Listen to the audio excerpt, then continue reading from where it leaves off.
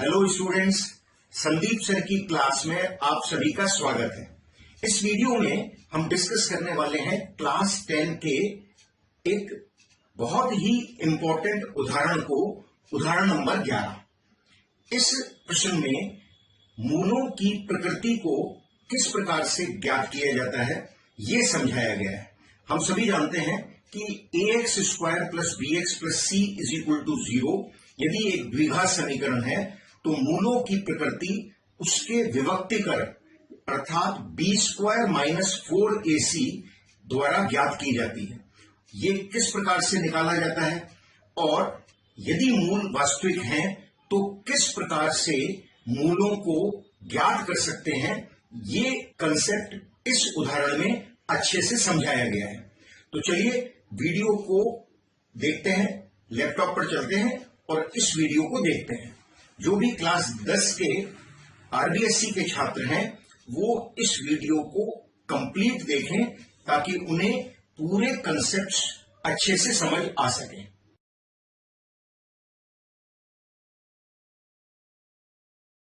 निम्न द्विघात समीकरणों के मूलों की प्रकृति ज्ञात कीजिए तथा मूलों का अस्तित्व हो तो उन्हें ज्ञात कीजिए। 3 प्रश्न हमें यहां दे रखे हैं। पहला समीकरण देखते हैं। पहला समीकरण हमारा है 2x square minus 6x plus 3 बराबर 0। हमें दिया गया समीकरण है 2x square minus 6x plus 3 बराबर 0। हमें मूलों की प्रकृति ज्ञात करनी है। हम इस समीकरण की तुलना मानक समीकरण ax square plus bx plus c बराबर 0 से करते हैं तो हम पाते हैं कि एक्स स्क्वायर का गुणांक अर्थात a का मान दिए गए समीकरण में 2 है तो a बराबर हमारा हो गया 2। b अर्थात x का गुणांक है -6 तो b बराबर हो गया -6। c अर्थात कांस्टेंट टर्म अचर पद 3 है तो c बराबर हो गया 3। तो द्विघात समीकरण के मानक रूप से तुलना करने पर दिए गए समीकरण की हम पाते हैं कि a बराबर तो है 2, b है -6 और c है 3। तो विभक्तिकर डिस्क्रिमिनेंट d बराबर होता है b स्क्वायर माइनस 4ac, जो यहां हम देखते हैं कि मान हो गया -6 का स्क्वायर माइनस 4 इंटू 2 इंटू 3। हमने a b c के मान रख दिए और कैलकुलेट किया तो ये मान आता है 36 माइनस 24 अर्थात 12। -6 का स्क्वायर हो गया 36, 4 गुणा 2 गुणा 3 हो गया 24। तो 36 माइनस 12 अर्थात 36 माइनस 24 अर्थात 12। तो स्पष्ट है कि 12 एक धनात्मक मान है। 12 0 से बड़ी संख्या है, एक धनात्मक मान है। इसलिए जो प्रकृति होगी समीकरण के मूलों की वो होगी वास्तविक एवं भिन्न, क्योंकि यदि डिस्क्रिमिनेंट d विभक्तिकर का मान 0 से बड़ा हो, विभक्तिकर धनात्मक हो तो मूल वास्तविक होते हैं एवं भिन्न होते हैं, अर्थात मूलों का अस्तित्व है। तो पहला प्रश्न हमारा, प्रश्न का पहला भाग हमने कर लिया कि मूलों की प्रकृति ज्ञात कीजिए। यहां इस समीकरण के मूलों की प्रकृति क्या है?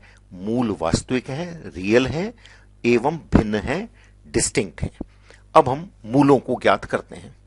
तो यहां हम देखते हैं कि द्विघात सूत्र से x बराबर होता है -b plus minus under root D बटा 2a। श्रीधराचार्य का द्विघात सूत्र क्या है? x बराबर -b plus minus under root D बटा 2a। d का मान b स्क्वायर माइनस 4ac जो हम कैलकुलेट कर चुके हैं 12 के बराबर है। तो b, d और a के मान इस सूत्र में हम रख देते हैं। हम प्राप्त करते हैं कि x का मान हो गया -6 प्लस माइनस अंडर रूट 12 बटे 2 इंटू 2। b है -6, d हम कैलकुलेट कर चुके हैं 12 है, a का मान है 2। कैलकुलेट करें तो ये मान हो गया 6 प्लस माइनस 2 अंडर रूट 3 बटे 4, क्योंकि अंडर रूट 12 हम जानते हैं कि अंडर रूट 12 को हम लिख सकते हैं √4 इंटू 3, 4 का वर्गमूल होता है 2, इसलिए यह मान हो गया 2 √3 के बराबर। तो हमने क्या प्राप्त किया, x का मान है 6 प्लस माइनस 2 √3 बटे 4। अब यहां हम यदि अंश से 2 कॉमन ले लें तो हम क्या प्राप्त करेंगे, ब्रैकेट में 3 प्लस माइनस √3। अंश में हम देखते हैं कि 2 कॉमन लिया जा सकता है, तो 2 कॉमन लेने से ब्रैकेट में क्या आएगा, 3 प्लस माइनस √3। 4 हमारा एज इट इज है, 2 इस 4 को काट देगा 2 बार, तो हमें 2 मान प्राप्त हो गए मूल के। एक तो हो गया प्लस चिन्ह वाला और एक हो गया माइनस चिन्ह वाला, इसलिए x के 2 मान हो गए 3 प्लस √3 बटा 2, दूसरा मान हो गया 3 माइनस √3 बटा 2। इसलिए दिए गए समीकरण के 2 मूल हैं 3 प्लस √3 बटा 2 और दूसरा मूल है 3 माइनस √3 बटा 2। दोनों वास्तविक संख्याएं हैं और दोनों भिन्न मूल हैं। तो हमने इस प्रश्न में पहले तो d का मान ज्ञात करके b² माइनस 4ac का मान ज्ञात करके हमने प्राप्त किया कि ये मान है 12। तो मूलों की प्रकृति ज्ञात की, मूल वास्तविक एवं भिन्न है, क्योंकि 12 जो है वो हमने पाया कि 12 एक धनात्मक संख्या होती है और यदि विभक्तिकर का मान 0 से बड़ा हो, विभक्तिकर धनात्मक हो, तो मूल रियल एवं डिस्टिंक्ट होते हैं, वास्तविक एवं भिन्न होते हैं। फिर हमने द्विघात सूत्र से, श्रीधराचार्य के सूत्र से मूलों को ज्ञात किया कि मूल 3 प्लस √3 बटा 2 और 3 माइनस √3 बटा 2 है।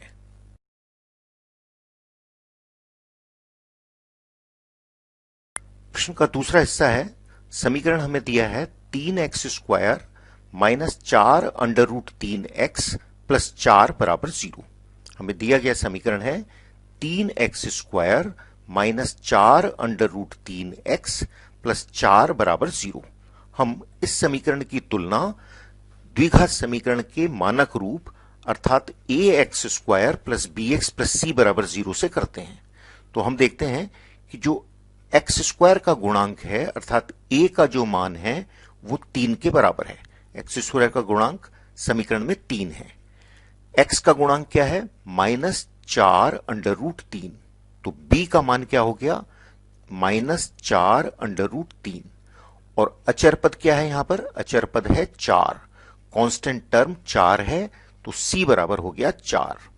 अब हम a b c के मान प्राप्त कर चुके हैं। a है 3, b है -4 √3, c है 4।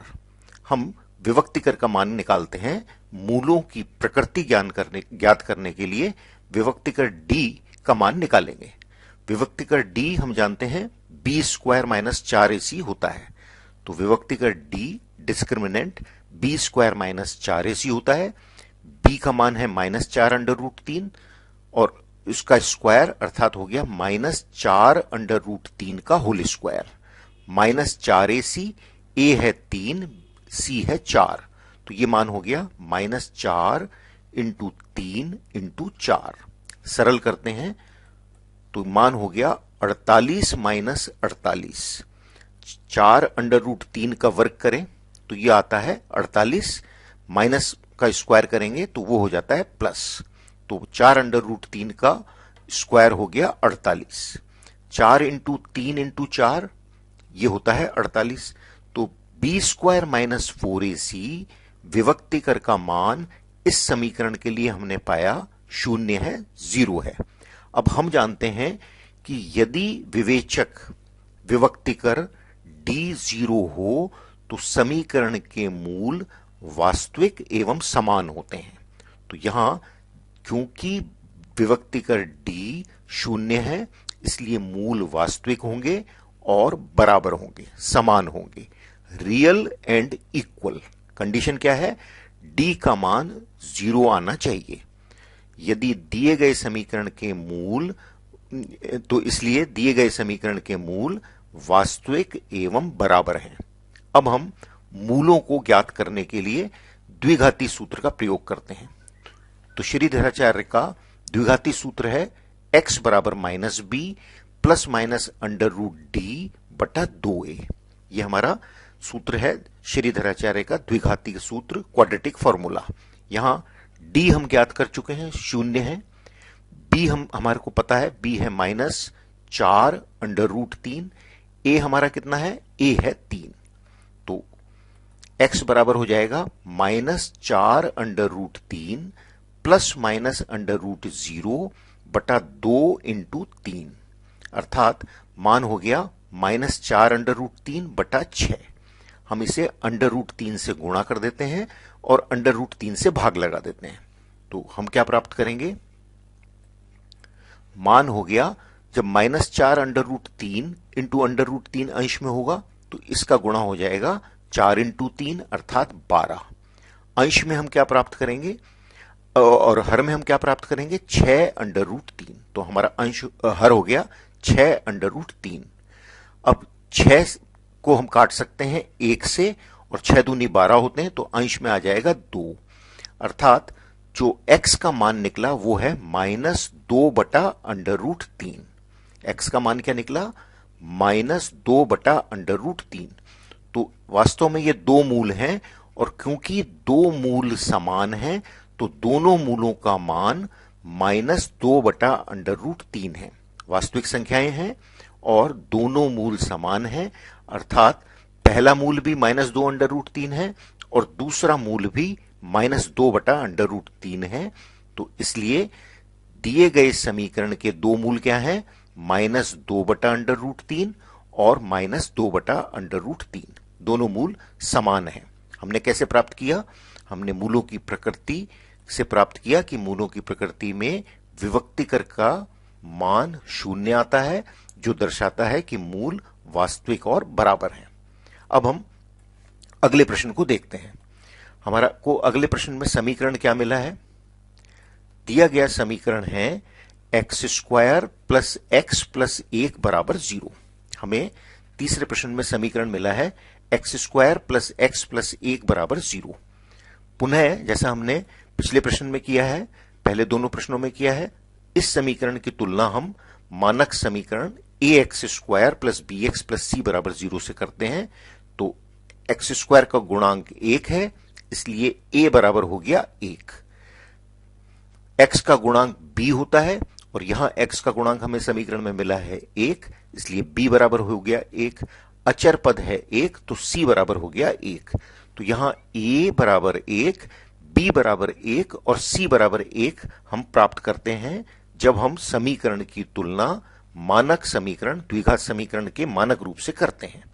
तो विभक्तिकर डी का मान क्या हो जाएगा, विभक्तिकर D B square minus 4ac होता है।